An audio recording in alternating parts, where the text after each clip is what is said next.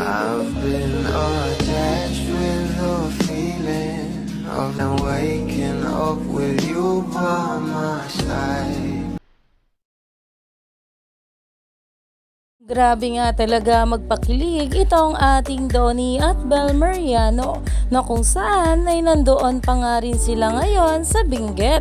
Alam naman natin na sobra talagang nag-e-enjoy itong ating couple together, lalong lalo pa nga at kaarawan na ng ating Donnie Pangilinan. At narito nga guys ang post ni Direct May Cruz Albior sa kanyang social media account na kung saan ay kasama nga rito ang cast ng Can't Buy Me Love at syempre itong ating Donnie at Bel Mariano.